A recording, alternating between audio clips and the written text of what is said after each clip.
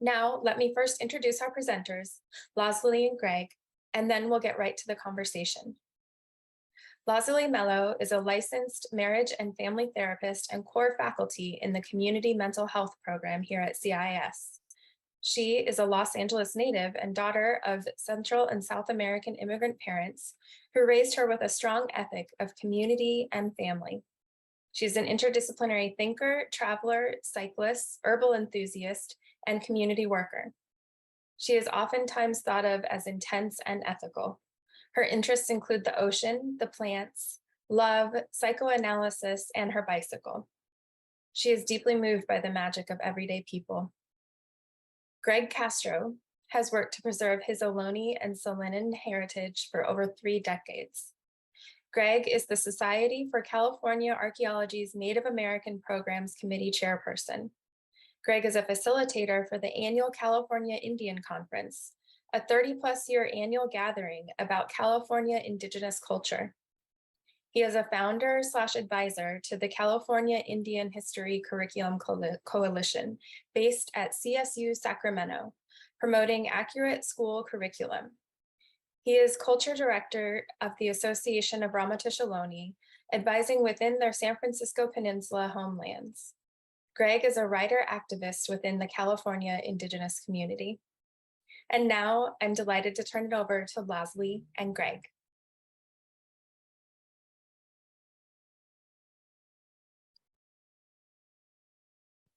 Hershati, Mishistu, Shamasukish.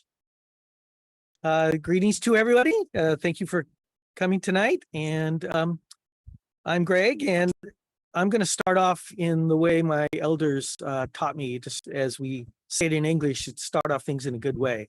And we're going to do this with a song. And I'm going to do the song and a prayer, and then I'll give you a brief telling of what that all means. Arapachityahuan wasyahim. Arapachityahuan wasyahim. Arapachityahuan wasyahim. Arapachityahuan wasyahim. Arapachityahuan wasyahim.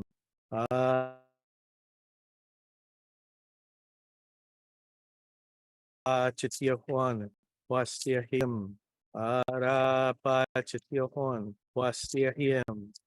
Arapachityahuan wasyahim. Arapachityahuan wasyahim. Arapachityahuan wasyahim. Arapachityahuan wasyahim. Oh, Alaskan hak. Kishkaya tak. Kikaya toke tate takwal. Nata amom. Creator, look after us and guide us on our work today.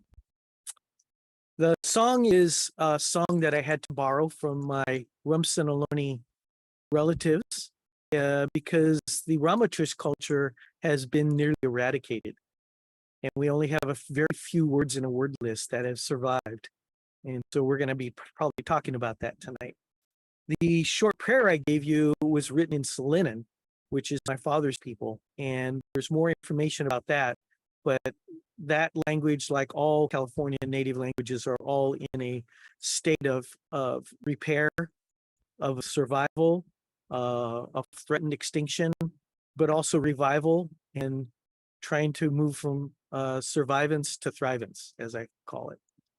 So I share that and in the hope that we're going to have a great conversation. The one we had last week with you, Lazzuly, was great. So I hand it off to you. Take it away. Lead us wherever we're going to go. Thank you, Gregg. What an honor to be here with you. I feel both the grief and the joy in your song and in your presence. So thank you for starting us off with that. So to start, I think I want to start at the very beginning, right? What does it mean to you to be a Native man, right? How did you come into your subjectivity as a Native person? What's been your journey to that, right? You talk about like all of this erasure. There's so much colonial violence just there's so much that's happening, right? So Yeah. how did we get here? How is Gregg Gregg? How did you become you? Oh my God. And the way you put it this time, which is a little bit different than our previous conversation, the subjectivity, right? That's an interesting way to put it. And it is subjective to us. I think in colonial modern day society, and I work in a technical field, and so we're not allowed to be subjective. We're not allowed to have an opinion or feelings. We have to be objective, logical, strategic, bereft of emotion and attachment.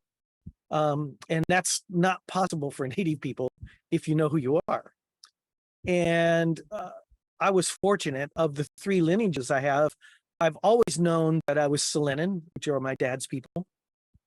He grew up in the homeland and raised by grandparents on the homeland when he was very young, and later moved to San Jose, where our family became established, and I grew up and still live. And my mother's people are Rumsen, Ohlone, which is from the Montego Bay area. And we've known both of those lineages all our life, but not of the culture, because as we'll talk about a lot tonight, the colonization process was highly successful, way too successful in many cases. And so a lot of the knowledge was put to sleep or hidden.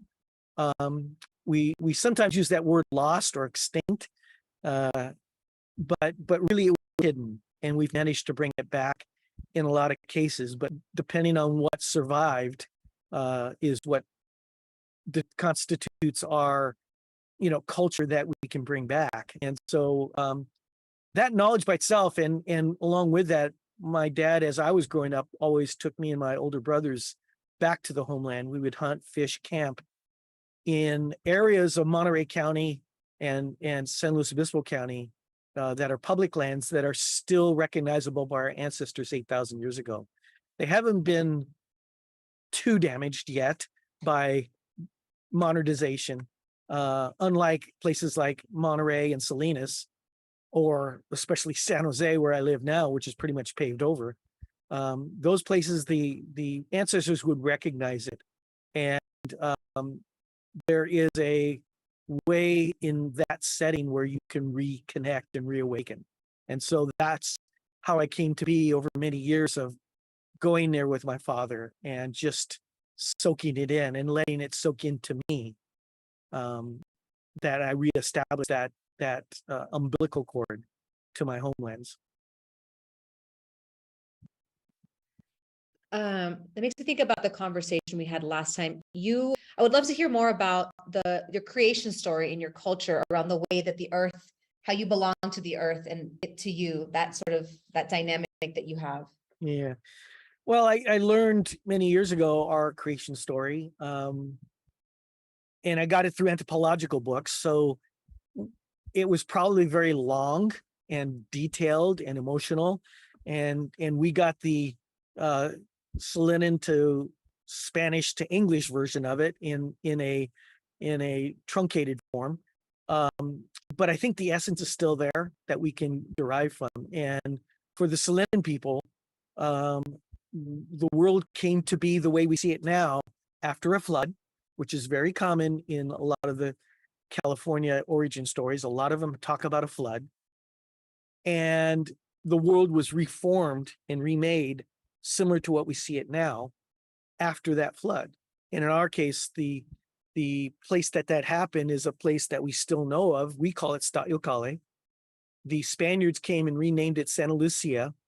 Later on, it was renamed the S word, which we do not use, but it was named after the leader of the mission system. But for 10,000 years, it was known as Statiocalle. And it's in Los Padres National Forest. It's the highest mountain there, and it's stuck up above the waters when the flood came. And the remaining first people who survived the flood, that we use English names like eagle and kingfisher to describe those people.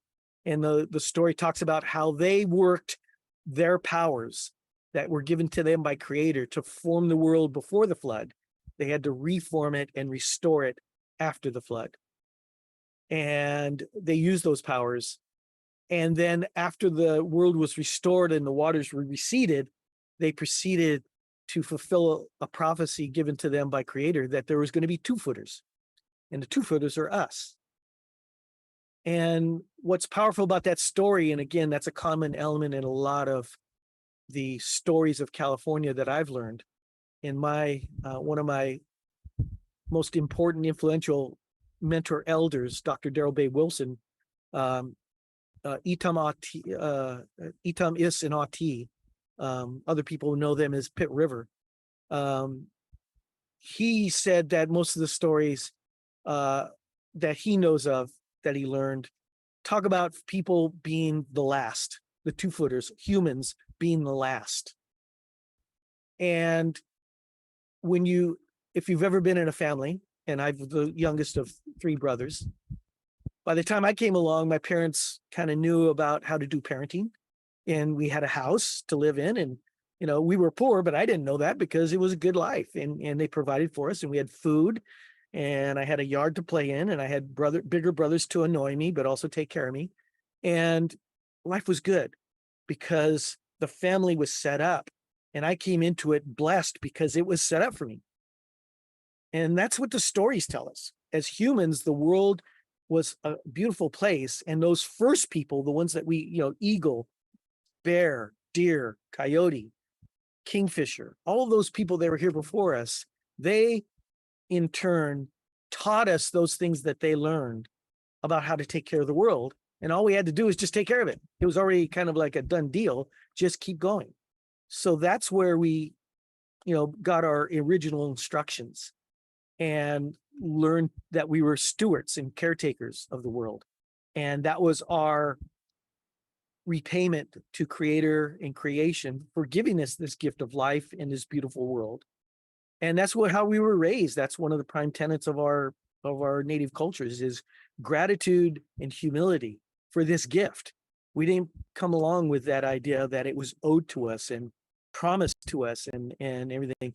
It wasn't something that we had to have. It was something that was given to us that we should be grateful for. And when you're grateful for something, you treat it with respect and knowing it's a gift that we don't own, but that we pass along. Flag was passed to the first people from Creator, then the first people passed it to us, and we pass it on to our descendants. What's coming up for me as you're speaking, and we used this term last time, the sacred obligation to the land, right? This gratitude, this reciprocity. We've come so far from that as a human species. Yeah. So as you're speaking, we came into this world, the 2-footers, we're having this opportunity to come into a home that's already built and look at the things that we're doing to our mother, to our planet. We've strayed so far away from the original instructions. Yeah. And that is part of our trauma, is that that responsibility, that sacred obligation, that sacred commitment was taken from us. And just like, we're in this period of time in our society, we're looking at individuals and family units that and people are now starting after all these generations to speak to those traumas they grow up as children, right, that they experienced. And we now have to raise it to the next level and talk about it as in communities and society in general has gone through trauma that it's not facing. And we know about children, right? We know about, people that have faced trauma. First, it turns inward. They blame themselves. And I think that's part of Native people's, burden, is that we have this obligation we feel we have to, but we can't. We don't have the tools. We don't have capabilities. We have been so traumatized. If you, study the history, and if they allow you to study the history wherever you're at, you realize that, anywhere from 80 to 90 to 95% of the overall population of California was eradicated in a little over 100 years after being here for over 10 to 15,000 years. And all of a sudden, in just a short couple of generations, most of them are gone. And in some communities, it's 98%. In the case of the Ramaytush, only a handful survived to the earliest part of the 20th century. And according to the research that we've done, our tribal chair and executive director, Jonathan Cordero, has done extensive research, and we only can find one lineage through one person that has survived. It's expressed through the 4 family groups that form the Ramaytush people today, one person. Other people have similar, where there's just a handful of people that survived for all kinds of reasons. How would people react when you have a family, you lose 7 people in a car crash and you're the only one left? Well, Those that are the brings up traumas. that brings up this idea of survival's guilt for me. That's the sort of the thing I'm thinking of. But I'm also thinking of something else. You keep talking about like you've had to discover your culture through these like anthropological texts. And I'm thinking, oh, that makes me mad. Like I have to learn about myself. You said that it went from Salinan to Spanish to English, and it's gotten translated so many times. What's that like for you to have to look to someone else to learn something about yourself? It started out very well. It started out in some of our ignorance as almost a shock and a surprise, because like when I was raised up, I was raised up with a little bit of knowledge, who I was, where I came from. We knew our village, Tukutnut in Carmel Valley, Lima Tom, and other ones in the Salinan homeland. So you had some of this basic knowledge, and I had a view of the landscape that kind of like kept me going. But particular knowledge, cultural knowledge, was very, very scarce. And then all of a sudden we find out, after being told by outsiders, and even that we internalize that it's gone, then we find out, well, it's not gone. It's hidden. It's asleep. And people, especially, I give so much respect to my cousin, Linda Yamani, who's and she may be listening tonight, who started out in the late 80s, I believe, or early 80s, actually, maybe in the late 70s, to sort of like, she kind of doing through genealogy, she came across this other information, this culture information, started putting together, learned how to basket weave. We hadn't basket weave probably in 150 or more years. And she proved that not only is it still there, you can revive it, and you can bring it back to life, and you can bring it back to life in yourself. And that was a really inspirational thing. But it took my father's passing in 1990 to sort of like shake me out of my complacency and really dive into it. And I was just very lucky, starting out as a sort of administrator on the reconstituted tribal council of the early 1990s on my dad's side, Salinan Nation. And I happened to, by chance, meet up with culture bearers who spoke the language, who knew song and ceremony, not from Salinan country, but from other communities. And again, I realized it's there. It's just a matter of finding it. And it's been a long journey, and then you dive into it and you have to read it in English, but you develop the skill to how to unfilter the filtering that happened. And it's a very complicated thing. It's not just simply sitting down under a tree with a book and thinking it up. It doesn't work quite that simply. It's a very long process that I'm still feel like I'm a student of, in the middle of, after almost 30 years. But it's possible. And with the help of a lot of people within our community and outside of it, I feel some joy that we haven't lost it all and that it's still there. Right. I'm thinking of is this sort of internal process you had to go to that you said was catapulted by your father's death. Mhm. This sort of grieving that had to happen inside for then you to connect to the outside, but it had to happen inside first, right? Yes, it you're talking- always, yeah. And it's like this rereading of the text. It's like you're reading it and you're filtering it. Like that's so much work. That's so much grief. I'm thinking rage. Like how did you work through all of that? Like what was that? Like who supported you in that?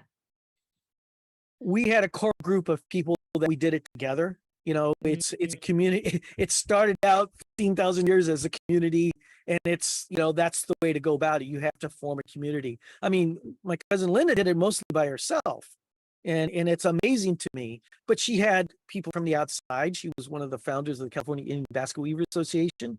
So that part of it, and through that, because the culture bearers that I've met in Indian country, and I'm sure others like Linda would agree, they don't just do baskets.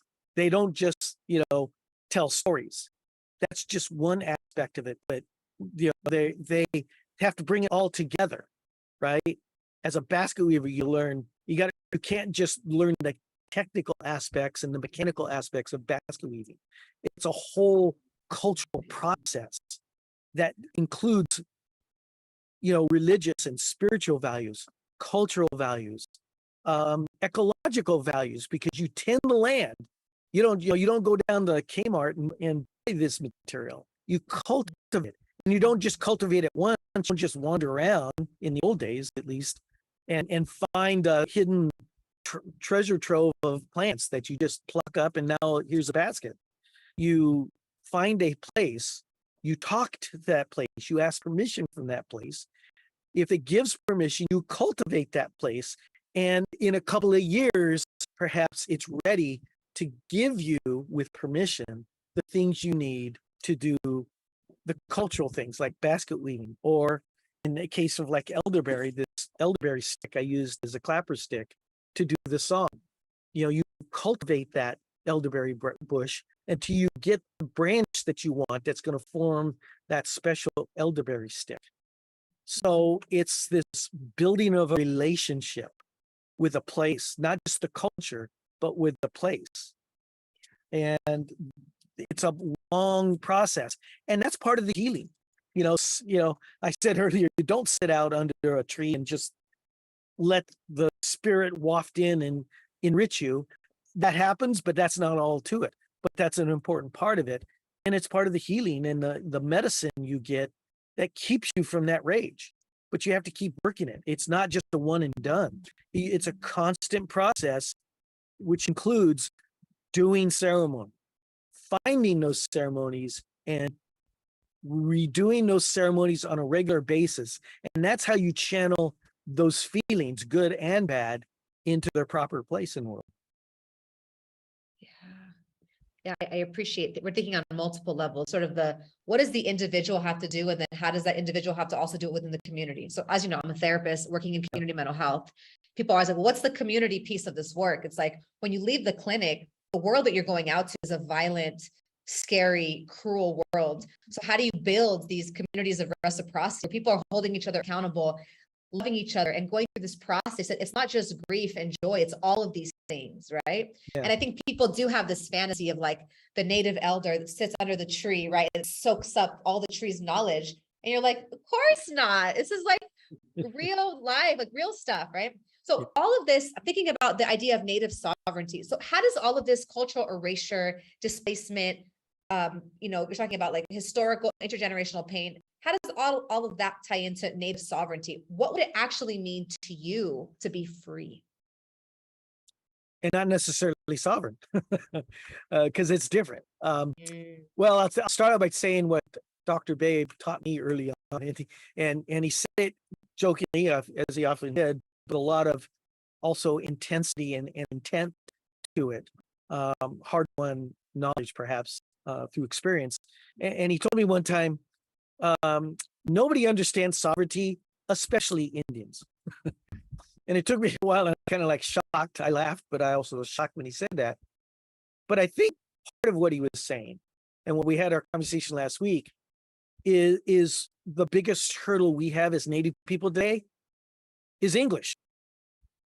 Because English is a relatively almost baby talk language, very young, very crude language.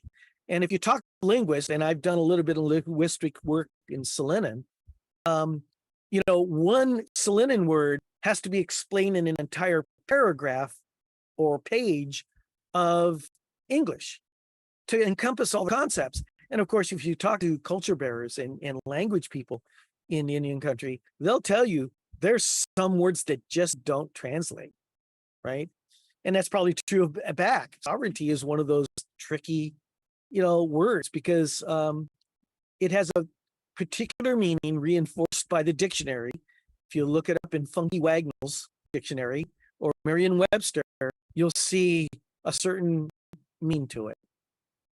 Just recently here in the Bay Area, Burlingame, they recently had a national conference called the Tribal Self-Governance Conference. Mostly recognized tribes, and there's hardly any recognized tribes there's none in the Bay Area. You have to go a little bit beyond the Bay Area to get into recognized tribes like Grayton or Yochihi or some of the other ones. But in the Bay Area itself, the Ohlone tribes, there's no recognized tribes. Here we have this conclave and meeting, a week-long, conference of recognized tribes from across the country. And a lot of what they talked about was in the context of what the American English legal system allows them to do. And so self-governance is sort of what they say is sovereignty, which means in this context, what our rights are, what we are allowed to do, what we have the right to do, and basically govern our own lives and community. And I think what Dr. Babe was trying to tell me was that that's probably the wrong thing if you're on a culture journey to think in those ways. And after a long time with other culture bearers' help, I realized that we don't think about, because rights is almost an individual thing. You talk about my rights, right? And it focuses on the individual. And it may apply to a community, to society, but as individuals, right?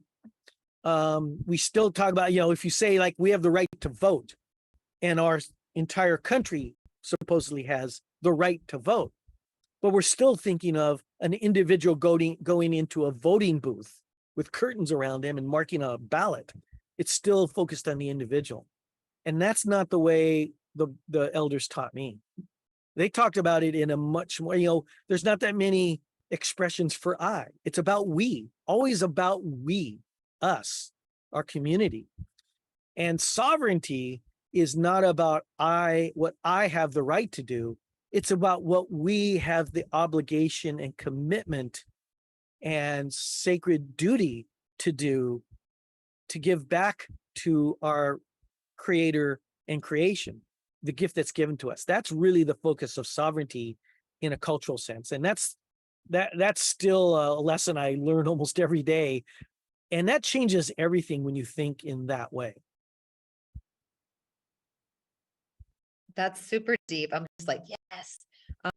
It completely flips this idea on its head. So to go back to the linguistics, it's not about me. How can I get free? But how can my people, and the way that I'm hearing you talk about your people, it's like it's also the land, right? The deer, the elderberry, the hawk, the eagle. How can we all be in right relation with each other?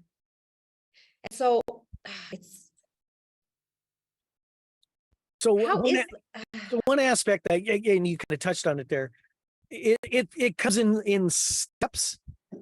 It comes in waves. This knowledge, it comes in layers. And in fact, I was talking to Carol one time and Dr. Babe, and I realized as he was going through the things that he went through and elders before him that passed along the knowledge, and he told me all the time, it's like, I didn't think this up. I'm sharing with you the way it was shared with me. I'm passing it along from, the original instructions. And you add your own little piece sometimes, but most of it is knowledge that's been passed along. You don't own it. It's a gift that keeps on giving, and you use it, and then you pass it along after you've cared for it. And one of the things I realized, it's like an onion. And if you've onions, dinner, you realize that it's not in nice little neat layers. And as you go deeper, you think you get to the core, and then there's another layer. And sometimes you peel off that layer, and sometimes you cry. And sometimes those are tears of joy, and sometimes they're not. They're pain, they're suffering, depending on what you're looking at.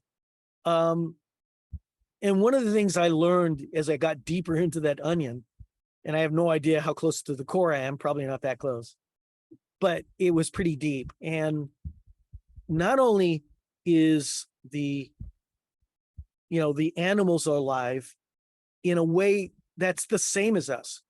Our stories tell us we're no different. Remember, coyote and eagle and the other first people brought us into the world. So they're not lesser than us. They're at least our equals, and they're honored elders in our view. So they have that value that's, we're no better than them, certainly not higher than them in our traditional value system.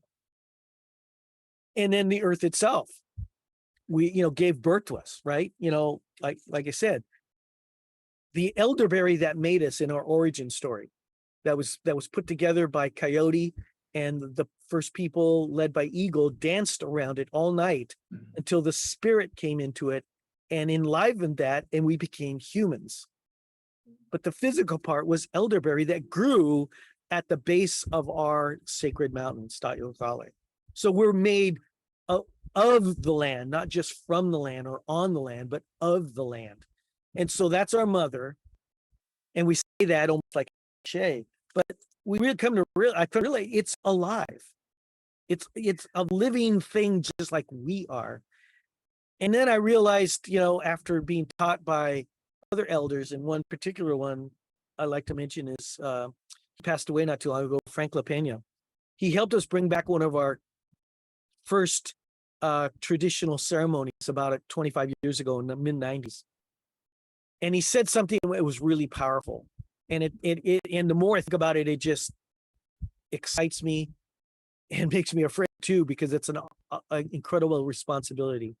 He said about our traditions that we had stopped and we were prevented by law and oppression from doing for generations, 150, 200 years in some cases. But he said for a long time, we didn't do the ceremonies, but they continued nonetheless. And now you've brought them back and you're giving them form. And just like elders do when they teach you this stuff, they kind of drive you crazy because you're doing this. Huh? What? That's how it comes out in like Instagram now. They're like, what? But what it told me is that in the modern world, we think of these things like this elderberry, branch, this elderberry stick, clapper stick, as we still think of it as a physical thing that's a tool, right? It's so much more than that. It's alive. And the song that I sing with it is also alive. The ceremony is alive. They are actual entities that exist on their own, and we join with them. So that's when I learned early on, we don't own ceremonies. We take care of them. We administer them. We steward them. We protect them. We teach them. But not because they're tools we can pass along like a, old rifle or a knife or something to our kids. They're living beings that we share with the next generation. They pass along because they outlive us, hopefully, and they go on to the next generation and enliven in their lives and share themselves in the next generation. That's probably the deepest lesson I've ever learned, and I'm still learning it, that these ceremonies, these songs, these stories, these cultural concepts are alive. That's the way I've been taught. And when I've talked to elders, it's hard to talk about that in English terms, because English just is too crude of a language to encompass that concept. When you're speaking, I'm thinking about a lot of things. When you're talking about how everything is alive, it's like what you're talking about is so contrary to capitalism. Here is an object that I can purchase, that I can use for my own benefit.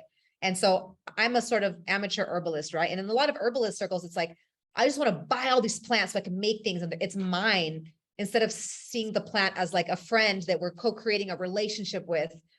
And so I think I'm sitting with what you're saying and I'm feeling very moved by it. And I'm like, this is so anti everything that I have learned growing up in this country, where it's like, everything is an object, including other people, that can be used for our benefit. And of course, the Native experience the last 250 years is exactly that here in California, and over 500 years on this continent. We were objects to be used. We were declared to be subhuman. So that eradicated any obligations or even rights that we had, so that they came in, take our land, and do whatever they wanted to us. And that's what has been happening for the last 500 years And by doing that and forging a methodology to do that, right?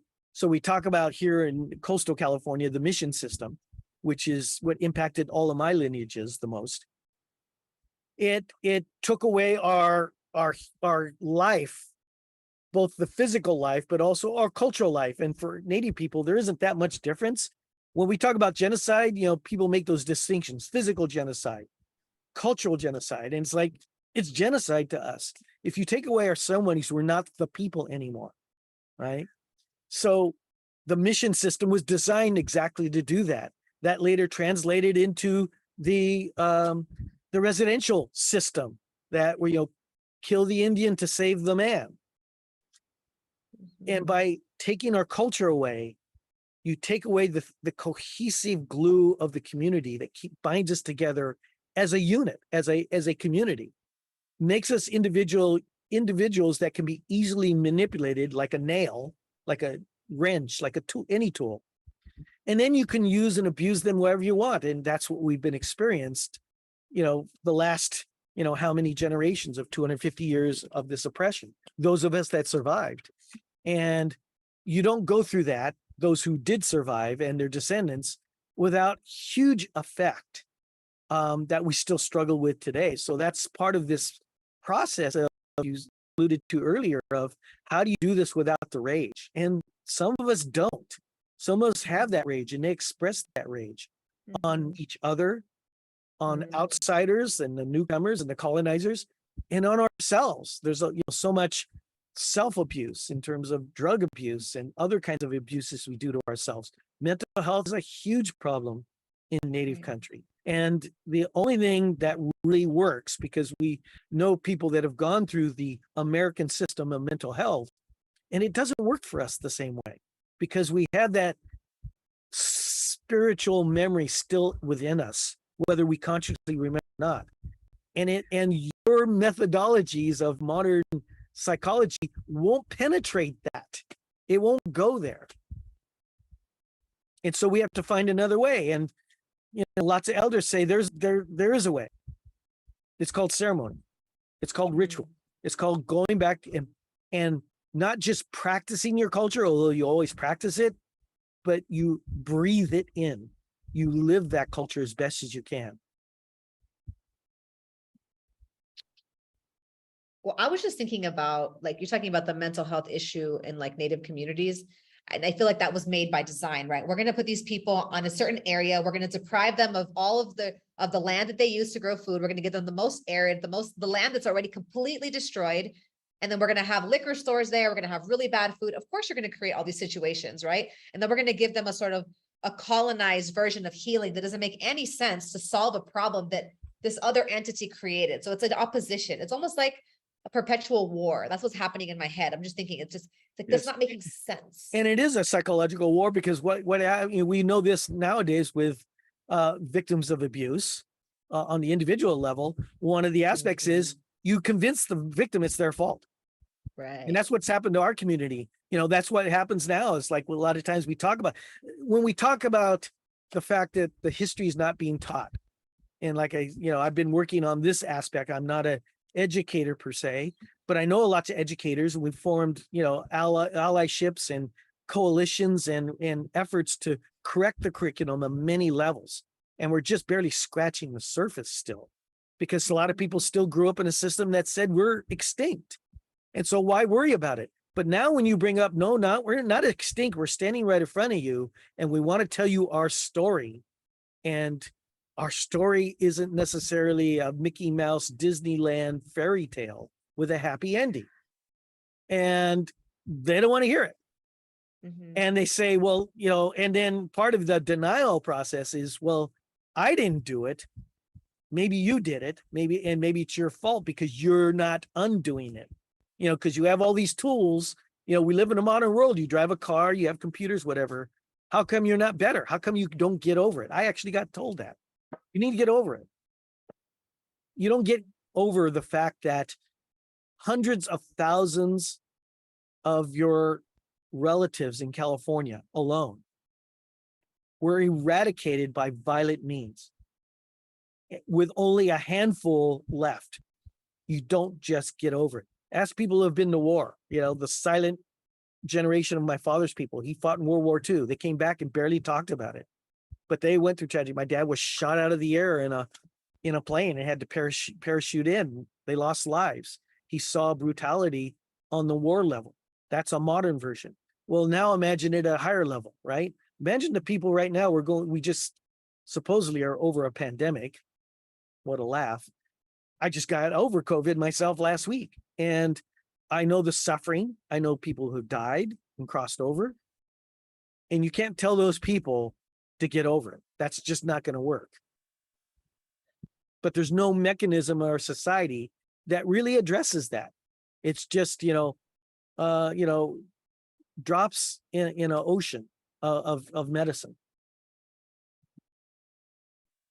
Mhm. Just going to take a moment to just breathe in everything that you're saying. It's making me think of, Greg, something that we spoke about last week. So you have, these well-intentioned people that are like, oh my God, but I'm listening to you. I hear you. What can I do for you? And then and then enters the land back in the chat, right? I want to give you this thing. And I know you have a really interesting critique of that I think our listeners would love to hear. And so this is sort of like a comment. The other question is like, what can I do? I mean, I hear you. Like, I want to sit with the pain. I want to move through it with you. I want to be your ally. I want to be in this fight with you. Because everyone wants to know, like, how can I help? But but maybe to you, you're like, well, so yeah, it's a little messy, but that's sort of the idea. And sort of the story of what we're going through, both as Native people and as general society, those that are in denial and those that want allyship and want to help. And I think the part of the undoing of it is, unfortunately, you do have to start at the individual level, because you have to become aware enough and healed enough to at least start the process of building those relationships again, right? And that's what I had to do. I mean, I have cousins and friends in, the Sloan and Ohlone community. And over the years, I've built, friendships and personal relationships with people in other communities that are culture bearers, knowledge bearers, and just awesome, incredible people that have helped me on my journey. But to get to a point where I could understand what they're telling me, I could listen, I could hear it, it goes through my ear, gets in my brain, I might even remember it.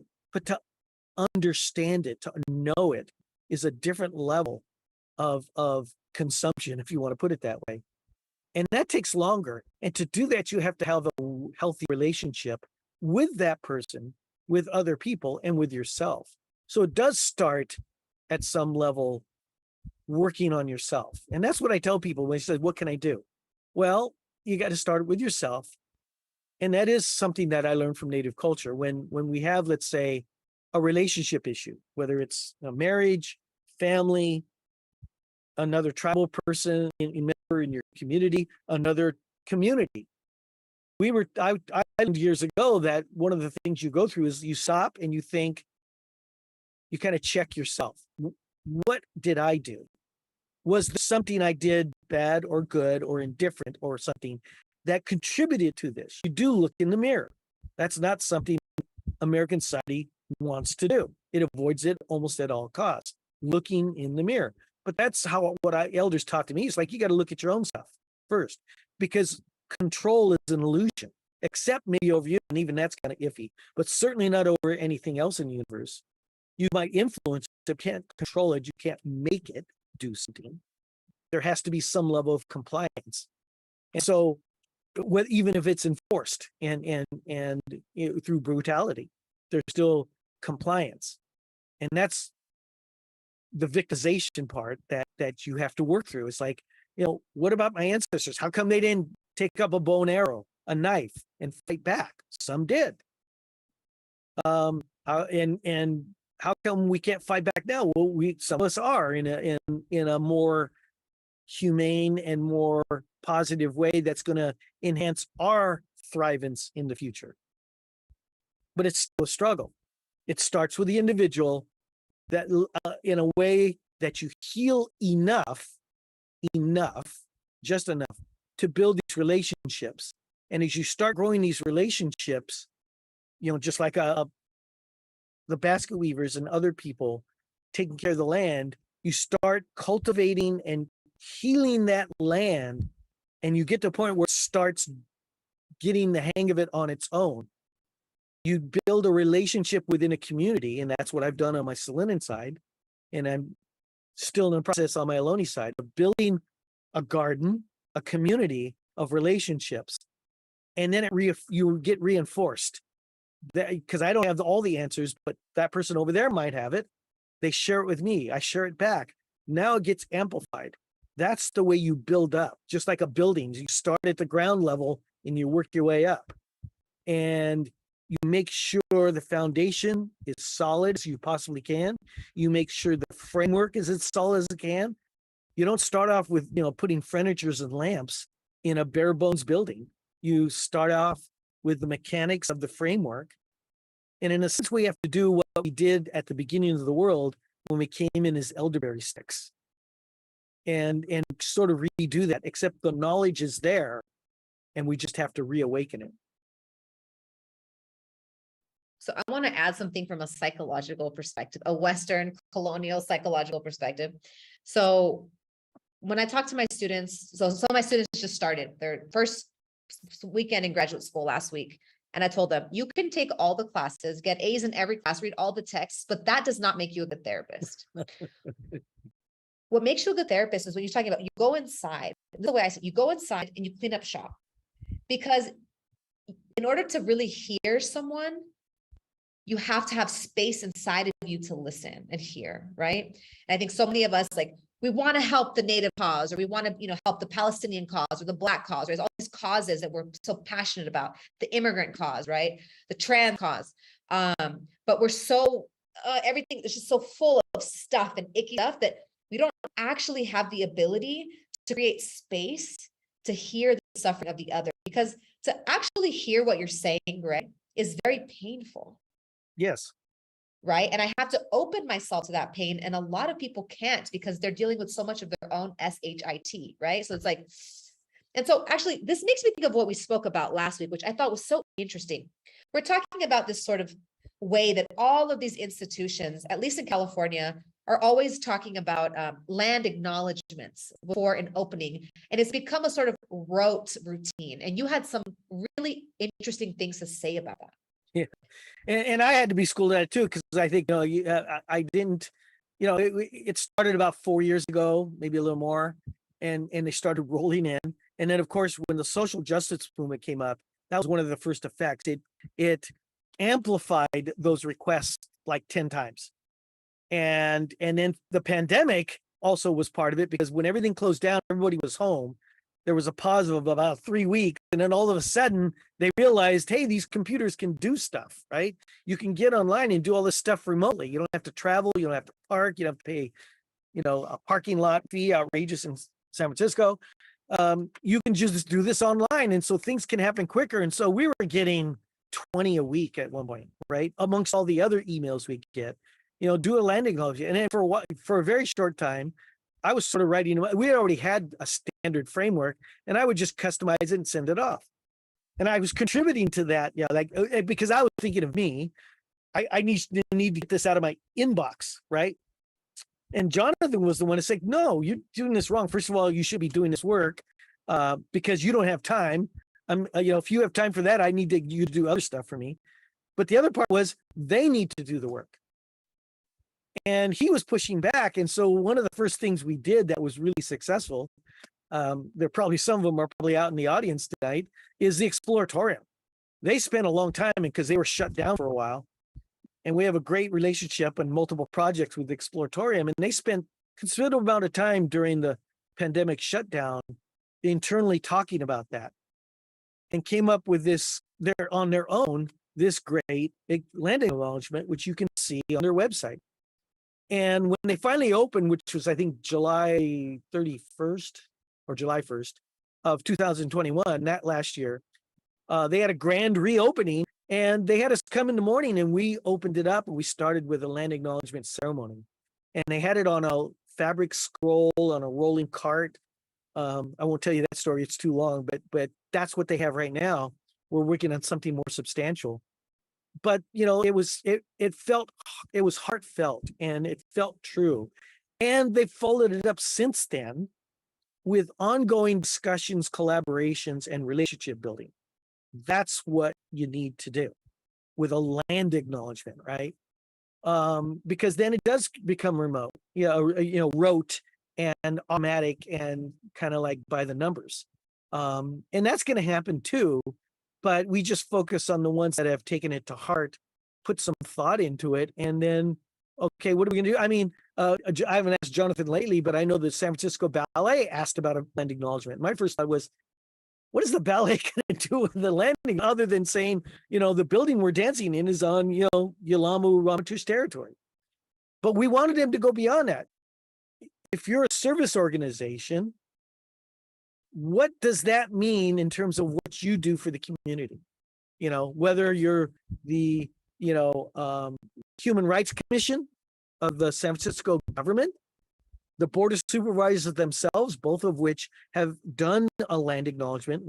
The Board of Supervisors, one of the first and probably the biggest in the country to do it. Many commissions, government agencies have done it, and now it's gone into the many organizations. You mentioned one right at the beginning of our talk tonight. CIIS has a land acknowledgement. But what does that not just make a statement about where your classroom is, but what does that do within the classroom context? What does it mean to be on Native land where people were removed in most cases, violent ways? What does that do to the land itself?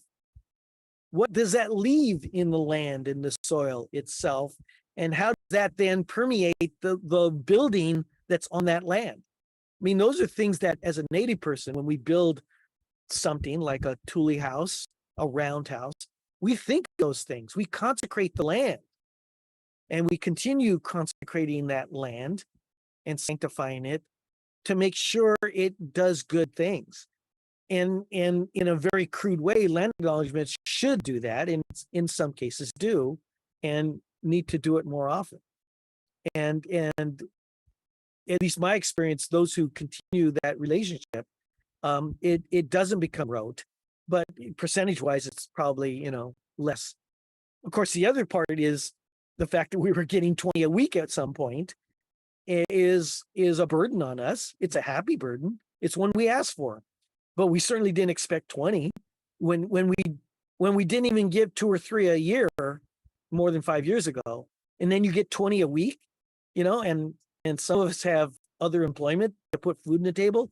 I work in Silicon Valley, in a tech job, 40 hours, 50 hours a week, and do this as a sideline, if you want to put it that way, an extracurricular, and get all these requests for my time. I would do it 80 hours a week, but I need to put food on the table and support my family. So there's a logistical administrative burden and a real social burden that goes with it. So that it's always a package deal when you deal with 80 people. You can't just say, can I have a land acknowledgement? There's a much bigger universe behind it that goes with it. And that needs to be kind of thought about when you approach a Native community. And what's the impact? When we first approach that plot of land we want to cultivate for food, for basket material, whatever it happens to be, we, in a positive sense, are thinking of the consequences of it. How do we avoid negative consequences? How do we put positive consequences and outcomes into the work we do in the land? And that's what we do with organizations too. We don't want to just barge in the door. It's like, how can we form a relationship that makes what you do better and makes what we do better? That's the way it's supposed to work. I think this thing you're talking about this burden, right? People think, oh, we're doing land acknowledgement. Let's reach out to a Native person and ask them, but they don't think like, what does this person actually have going on? Like, it's not like Gregg is devoted, 100 hours of the day or whatever, 24 hours to this cause. Obviously you're living and breathing it constantly because this is your being, right? Yeah. So I think it's really important to think about. And then something you mentioned last time that I wonder if you might be able to speak to a little bit more is something that really stuck with me. You said a land acknowledgement is sort of like a prayer to the space that you're in, but it's also a type of grief, right? It's when you're acknowledging the violence that was done to a people and to a place, there's something, I mean, something very intense about that, right? And a lot of times it's like at the ballet, land acknowledgement, okay, now let's dance, right? It just seems like a suit your word, crude, like a crude transition, right? Yeah, yeah. If you believe, well, even if you don't believe it, if you believe as the land is just a physical object, but it has a memory, and of course, from my viewpoint now, I understand it's a living being, and of course, it could be traumatized too, as we see with climate change. But it's a living being that can be traumatized in a spiritual way. And that doesn't get contained in a tight little ball and doesn't get out. If you put something there, it's going to permeate that thing you put there, whatever it is. And in the case of a building, a place of learning, on the October 1st, I'm going to be involved with other people, lots of other people that started an event several years ago and have included us now. It's around Mission Dolores, by a community that's going to do dance and song and other cultural expressions. But part of it is acknowledge what happened there. There's thousands of people buried in that soil that's under concrete and asphalt and buildings. And you have to acknowledge that because it's there. It reveals itself if you don't anyway. And so a land acknowledgement helps you in that process. I think you acknowledge, the positive aspects, hopefully growing in the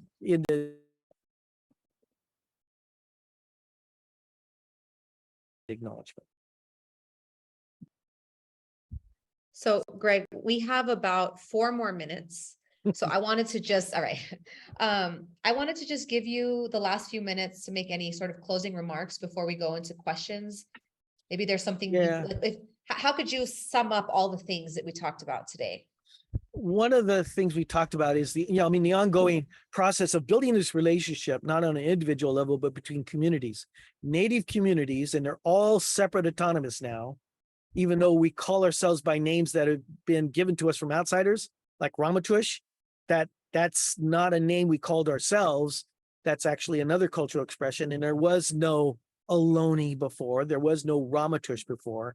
But that's a survival technique we have adopted somewhat from the outside world that allows us to function in the current world. And we use that as a tool, in a sense, contrary to what we just talked about, but we're forced to, in a sense. And so we want to talk about that aspect. Ramaytush is not how we called ourselves. Ramaytush Association that is trying to take care of this combined homeland that stretches from the tip of the San Francisco Peninsula all the way down Monterey, San Mateo County, down towards Mountain View area. That's what we consider our Ramaytush homeland, made up of many, many villages that were autonomous in the pre-contact time, but now exist in this survival mode of the Ramaytush Ohlone community. And in my opinion, personal opinion, that's how a lot of communities have survived today.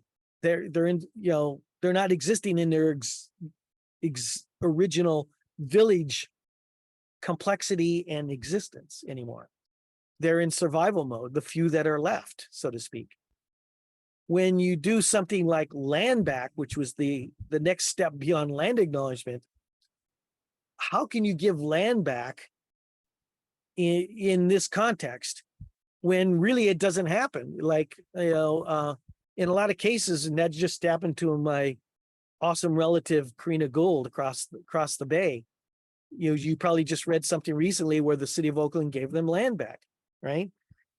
My understanding of it, though, on a legal level, is technically they still have to own it. What they have is a management agreement a legal agreement that gives them cultural easements and management authority over the land. I know at the state level, I was just talking with a state parks person last week that said the state, somebody mentioned the state, especially state parks, has all this land just laying there doing nothing. Why don't they give it back? Well, they're legally prevented from. They can't just hand it back. They can't turn over the deed. They can do management agreements like cultural easements. They can form consortiums and coalitions and collaboration projects. On our side, though, how can you give back your mother, right? We don't own the land, even though we sometimes use that term and we say it's our land, but not in the sense that we ever owned it, but in the sense that it's our land is our mother, right? You don't own your mother. Try telling that to your mom next time you see her. Like, oh, mom, I own you. Oh, yeah. So I brought you into this world and I'll take you out. That's probably what she'll say. And, so you don't own it in that sense. We are obligated to it. We have this undying, indestructible relationship. If we survived as community and people from the Holocaust and genocide, I should use the word genocide for California, and it still have this bond with the land and this commitment that we recognize, that means to me, it's never going to die. And we have to acknowledge that. And society has to acknowledge that. Well, what do you do with that? Well, there have been instances, and one in particular, where we've been given land back and we had to turn it down in the end of it because it was just, we understood from our association's intent to do work in our land, it was too big of a burden for too small of a land. It would have overwhelmed us. It's like being a doctor in a hospital and you're the only doctor in the middle of a disaster, right? There's no way you can heal everybody. You have to make really hard decisions. And this was a hard decision. Yeah, if you want to give it all back, all several million back, sure, I'll take it. But what is that going to do to us? We've had other instances, I'm thinking of the Weequahic people who took their sacred island back. But not only came with a history of a massacre that happened during a ceremony, but it also came with a modern trauma of pollution that they have to take care of now too. Of course, they're going to take it back. And somehow, because it's so important to their community, I certainly don't blame them. I would have taken it back also in that instance. But there's huge consequences to it. When you give something back, when you share something with the Native community, when you give something to the community, when you ask something of them, it comes with consequences and burdens that you probably should consider along with it. And that's always something, because we're starting at such a low. Remember, we were almost wiped out, and then later on we were banned from doing our culture. We only got the Religious Freedom Act was only signed in 1978, not 1778, 1878. It's not part of the Constitution. It had to be legally given back to us in 1978, and we're still fighting for it. So this is an ongoing burden process that we're still having to work out as a society and as a Native community. Gregg, thank you so much. I mean, the words that I'm going to use to wrap up this part of the conversation is like complexity, community, ongoing. Yeah, I think I'll leave it at those three. This is what keeps me up at night, and I can only get 5 hours of sleep. How do you feel about going into questions? Okay, there's some people out there. I thought about that the other day. Wait a minute. I know some of these people out there. I'm afraid what they're going to ask. Can we stop? Let's see. If they're not nice, I won't read them. Okay, there you go. I'll go with that. I'll trust you. Go ahead. Let me help. So I'm going to read it first, make sure it's cool. Okay, this is a good one. So this is a question from the audience. What are some ways that colleges and universities can be better allies, supporters, and advocates for Indigenous tribes, organizations, and peoples? there's a whole list of things, and some are already doing them. But what occurs to me right off the bat is something we talked about earlier, in self-education. And I'm thinking of my friend Michelle Lorimer. She's a history professor down at CSU San Bernardino. I think UC Riverside. Sorry, Michelle, if you're listening. And she wrote a book about the mission system. But I remember when I first met her years ago, we were at a conference. She was telling a story. One of the classes she teaches is California History 101 for colleges, right? And she's getting a lot of people, including students, who went through the K through 12 system in California. And they now are hearing, supposedly again, a more adult version of California history. But it's not more adult. It's a completely different story, because she tells the true story, the real story, with the facts and figures that have been hidden. And we're fighting that fight all across this country right now about what really happened and the genocide that occurred here starting in 1769 during the first invasion. And she says the reaction amongst the students is varied, but almost traumatic. A lot of them are really, really angry because the reaction is they've been lied to their whole lives, and they have. So that to me is the really the number one thing when you go to do anything, whatever action, you have to have tools. And the biggest tool you have has to be knowledge, and it has to be truthful, real knowledge. So I always encourage people, make sure you know what you're dealing with and what you're talking about and what you're entering into when you're dealing with a community. The overall state history and the history of the particular community. And I have to say this, I'm probably going to tick off some of my friends, but you should go beyond just what they're telling you. You have to get a bigger picture, beyond that. But then you go through the process like everybody does of deciding what fits within your sense of reality.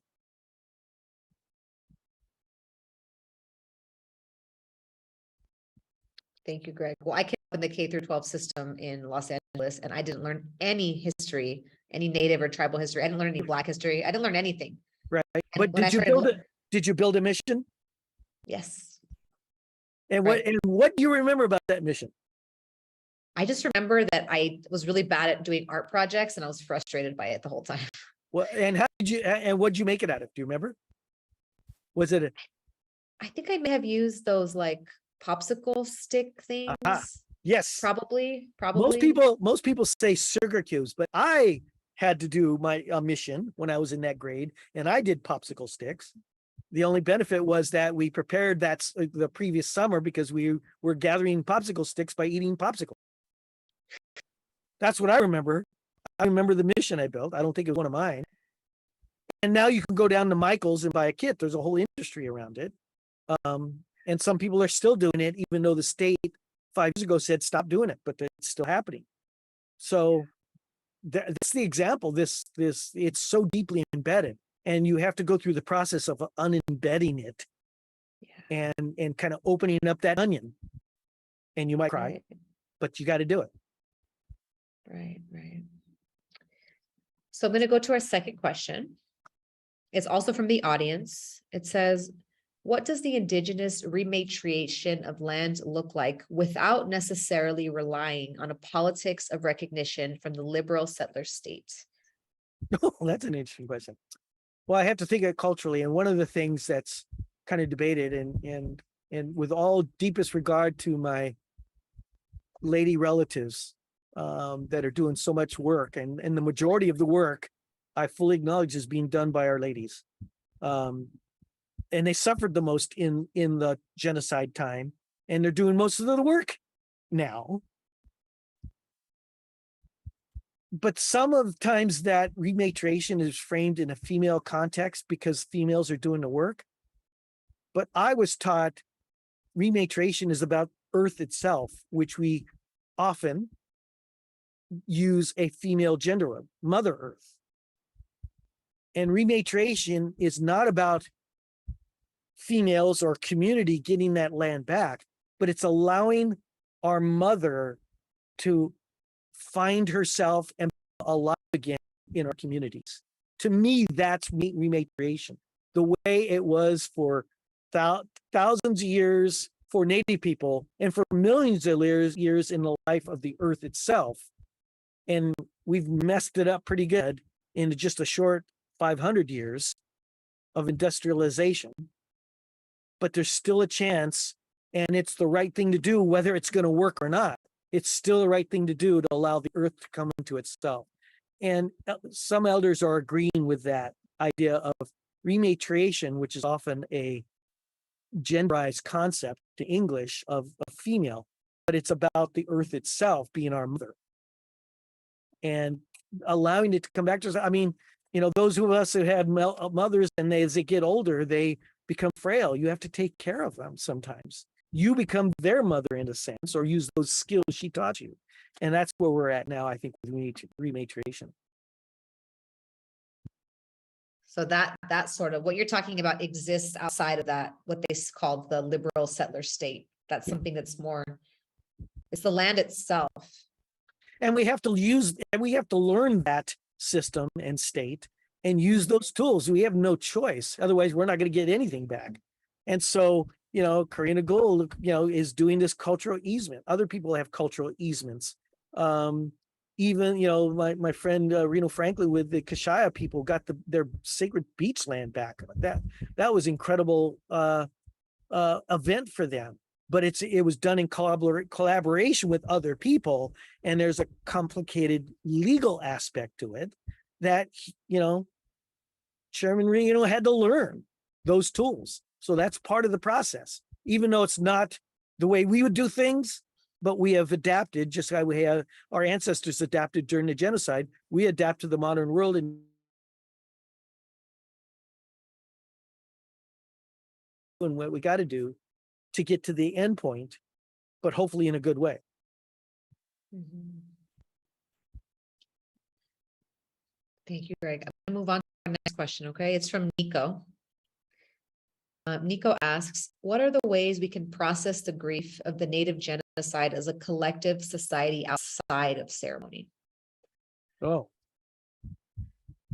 I don't know. I haven't done it yet because to me, ceremony, I mean, we talked about earlier in one of our community members, Saline community members, is a therapist. And we had this conversation last week that the tools of modern society, including the mental health tools, don't seem to work for Native people on an individual level or community level. But if you look at, you know, people like Eduardo Duran doing stuff online in his work, and he's spoken just recently to this community here at CIIS. And then you look at people like Michael Yellowbird and the things he's doing, like, you know, search him on YouTube. And I spoke with him one time. I met him several years ago at a California Indian Conference, and we spoke, and I sat in on one of his seminars, and he talked about, he worked with in collaboration with a college that was doing the modern technical thing when he was doing cultural things like measuring brainwave activity, heart rate, pulse, blood pressure, those anatomical things that are so the focus of the modern colonial world. And he started doing ceremony. And if I'm not correct, he was teaching his kids to do ceremony at the same time. And they were doing these measurements, you know, medical measurements. And I think one of the things that he said was he did it for like 6 months. And they did it for varying times, and then they would stop. What happened? Continue. And it got up to about 6 months, if I remember his story, and then stopped for 6 months. And at the end of the 6 months, the pattern that he established during the first 6 months when he was there in ceremony had embedded to the point where it's continuing. You could still see anatomical signs, brainwave patterns had changed and maintained themselves even after you stopped. That tells me our ceremonies or any kind of meditative thing, I think the data would show you. You have to do it at a different level, spiritual, emotional level, not just the purely physical level or mental level, which is a large aspect of the physical. You have to go deeper to the mental, spiritual, emotional level, whatever method you want to use. And for Native people, it's our ceremonies and rituals. And what I'm also hearing, Greg, I think it's important for the audience to hear this. It's not something that you do one time. It's something that you do over and over and over again until you're no longer here. That's right. You do it every single day. I remember one time I was kidding with Dr. Babe. Went to visit him. It was shortly before he passed away. Crossed over and I had a rough week, and I had delayed revisiting him for a couple of days because I was busy doing all the stuff.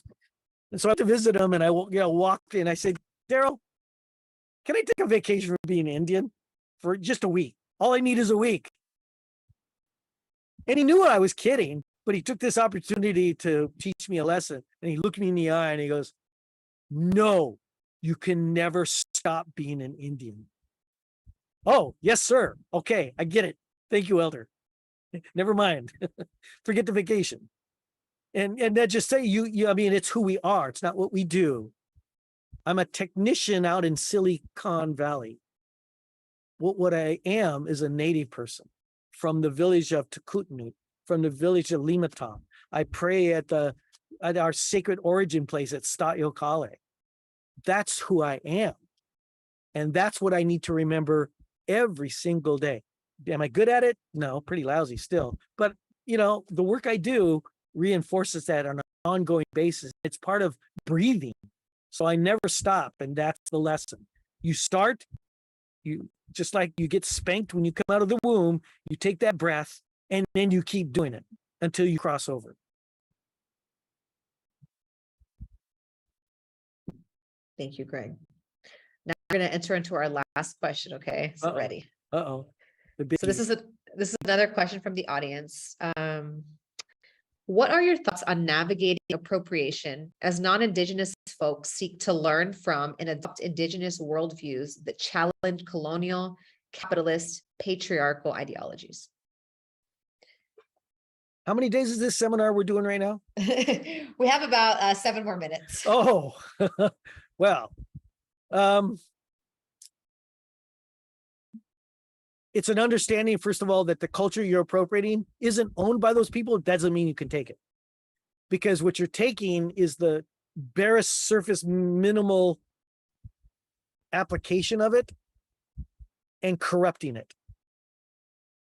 That's basically what cultural appropriation, at least my definition that I use. And you're certainly, and no matter how many times you say it, you're not honoring anybody, but certainly not the people you took it from. I would question any Native person that would allow you to take it. I'd question, can't say you can't. There's no part of my culture, except maybe a greeting, like, I say, hi, it's Spanikon and Slinins, thank you. I let other people take that. That works. But when you start getting a little bit beyond that, when you start like saying thank you is different than saying that prayer. Like that prayer was only one sentence I said at the beginning. I would not want somebody who's not Salinan to say that. I would not want a Salinan person to say that without knowing what it really means and sitting down and talking about it with them. And then in the old ways, a tradition would be, you would be given permission. And that permission came with obligations, commitments, restrictions, and an understanding of what you're doing with it and how you were to do it, including maybe not doing it. In our area, it's like no means no. Thank you. Thanks for talking to me. And then don't do it. So and if you do anything beyond that, and it's a very complicated thing because it's so pervasive out in society. So it's hard to stop it. But all we can say is there's no legal thing that says no, but it's still wrong. And unless you sit down and study it, to do a ceremony, I'll end it this way. My understanding is if you're going to do a ceremony, be the leader of a ceremony, you spend maybe a quarter of a century as an apprentice to somebody else. And maybe sometime around the age of 15, you might get to do a little on your own. And you don't take over a ceremony until you're like 25 years old, have kids, or that person has your elder who taught you has crossed over prematurely and passed it on to you. It's years of study, not reading it in a book or seeing it at some powwow cultural event. That's the other aspect. And that's all I can tell you in 7 minutes, or spend a couple of days. Yeah, I think it's important that we end on this note because we live in a culture where you can, go to, you can pay whatever, $500 to do a quote unquote native ceremony and drink peyote, come out, cleanse. People come to South America to drink ayahuasca. They come to Brazil, Peru, and then they go back to the United States and now they're shamans, right? So my understanding is that a shaman is a name that's given to you by your community. It's not a title that you can purchase. And besides, I should say I have a problem with the S word because the S word is not from North America. It's from Europe. Because and the reason why it's not the word itself, but it's the context of it and what people think a shaman means. And that doesn't apply to our doctors and medicine people. Well, Gregg, we are going to end here. Uh-oh. So I wanted to wish you a good evening. Thank you so much for this opportunity. Both last week, our private conversation, and tonight. I'm sure that my email box is going to start filling in. Gregg, what the hell are you doing over there? What did you just say? Hopefully I won't get phone calls from elders, though. That's the one I fear. Hopefully I didn't step on anything. Well, on our end, it was such a pleasure to be in Thank you. conversation with you. Yeah. Thank you so much. I appreciate this. Thank you for honoring my people by asking me to share a little bit. And hopefully it's something that might enrich your life and maybe send it off in just a slightly different step in another direction. Thank you. And so now I'll turn things back to Kristen.